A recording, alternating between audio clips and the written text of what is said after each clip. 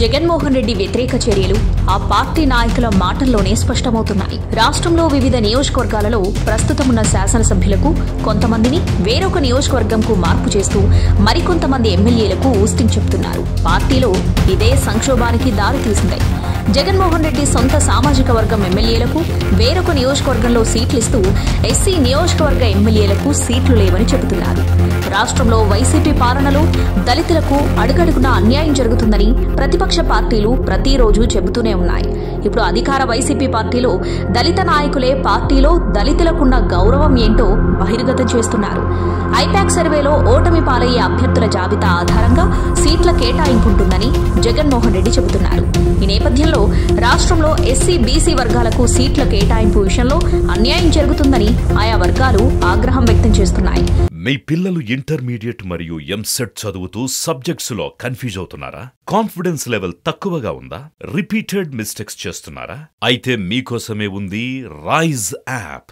1 lakh question bank, performance analysis, online classes by experts, ఇంకా మరెన్నో features తో మీ ముందుకొచ్చింది Rise the perfect guide. Description లో ఉన్న లింకును ఉపయోగించి సబ్స్క్రైబ్ అవ్వండి. చిత్తూరు జిల్లా పూతలపట్టు నియోజకవర్గంలో ఎంఎస్ బాబు వైసీపీలో జగన్మోహన్ రెడ్డి సామాజిక వర్గం దళితులను ఏ విధంగా చూస్తుంది అన్న విషయాన్ని స్పష్టం చేశారు. దళితులలో సీనియర్ నాయకుడిగా గుర్తింపు పొందిన డొక్కా మాణిక్య వరప్రసాద్ పరిస్థితి పార్టీలో అగమ్య గోచరంగా మారింది. జగన్మోహన్ రెడ్డిని కలవడానికి ఒక్కసారి అవకాశం ఇప్పించమని ఎంతో మంది సీనియర్ నాయకుల కాళ్లు వీళ్లు పట్టుకున్నా జగన్మోహన్ రెడ్డి దర్శన భాగ్యం దొరకడం లేదని మాణిక్య వరప్రసాద్ బహిరంగంగానే ఆవేదన వ్యక్తం చేస్తున్నారు. విశాఖ జిల్లాలో వైసీపీ ఎమ్మెల్సీ వంశీ, దాడి వీరభద్రారావు వంటి బీసీ నేతలు కూడా వైసీపీ పార్టీలో బీసీలకున్న గౌరవం ఏంటో చెప్పి పార్టీకి రాజీనామాలు చేశారు.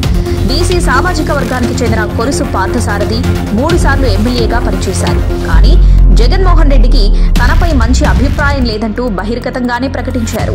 జగన్మోహన్ రెడ్డి పాలన ప్రారంభంలో 3 రాజధానులంటూ ప్రారంభించిన 3 ముక్కలాట నేడు జగన్మోహన్ రెడ్డి మెడకు చుట్టుకుంటుంది. వైసీపీ పార్టీ కూడా 3 ముక్కలుగా 2024 ఎన్నికల్లోకి వెళ్లే పరిస్థితి ఏర్పడింది. కాంగ్రెస్ పార్టీని ముంచి కాంగ్రెస్ పార్టీ క్యాడర్ను తీసుకుని అధికారం చేజిక్కించుకున్న జగన్మోహన్ రెడ్డికి కాంగ్రెస్ పార్టీ చెక్ పెట్టే దిశగా అడుగులు వేస్తుంది. ఇప్పటికే తెలుగుదేశం జనసేన కూటమితో ఉక్కిరిబిక్కిరవుతున్న జగన్మోహన్ రెడ్డికి కాంగ్రెస్ పార్టీ వైఎస్ షర్మిలను పార్టీలో చేర్చుకుని జగన్ పై బాణం ఎక్కుపెడుతోంది. ఈ పరిస్థితులలో అధికార వైసీపీ వ్యతిరేక ఓటు పూర్తిగా టీడీపీ జనసేన కూటమికి బదిలీ అయ్యే అవకాశాలు స్పష్టంగా ఉన్నాయి. ఇక కాంగ్రెస్ పార్టీ సాంప్రదాయ ఓట్ బ్యాంకులో నిట్టనిలువుగా చీలిక వచ్చి కాంగ్రెస్ వైసీపీ పార్టీలు పంచుకుంటాయి. ఈ పరిస్థితులలో జగన్మోహన్ రెడ్డి ప్రభుత్వం పరిస్థితి మూలిగే నక్కపై తాటిపండు పడ్డట్లుంది. టీడీపీ జనసేన కూటమిని జగన్మోహన్ రెడ్డి తన వద్ద ఉన్న అక్రమ సంపాదనతో ఎదుర్కోవచ్చునన్న జగన్మోహన్ రెడ్డి ఆశలపై కాంగ్రెస్ పార్టీ నీళ్లు చల్లిందని చెప్పవచ్చు. రాష్ట్రంలో ఇప్పుడున్న పరిస్థితులలో జగన్మోహన్ రెడ్డి ఓటుకు 5 నుండి 10,000 రూపాయలు ఇచ్చినా విజయం అన్నది కనుచూపు మేరలో కూడా కనిపించడం లేదు. దేశంలో డబ్బుతో వ్యాపారాలు చేసే వ్యాపార సామ్రాజ్యాలను విస్తరించుకున్న పారిశ్రామికవేత్తలను చూశాం. డబ్బుతో రాజ్యాధికారాన్ని సాధించుకుని అధికారం అడ్డు పెట్టుకుని 10 రెట్లు డబ్బు సంపాదించవచ్చునన్న జగన్మోహన్ రెడ్డి పాలనతో రాష్ట్రంలో ప్రజలు విసుగెత్తిపోయారు. మళ్లీ జగన్మోహన్ రెడ్డికి అధికారం ఇస్తే దేశంలో రాజకీయ పార్టీలు మాయమైపోయి పారిశ్రామికవేత్తలు, వ్యాపారస్తులు రాజకీయాల్లోకొచ్చే ప్రమాదం ఉంది.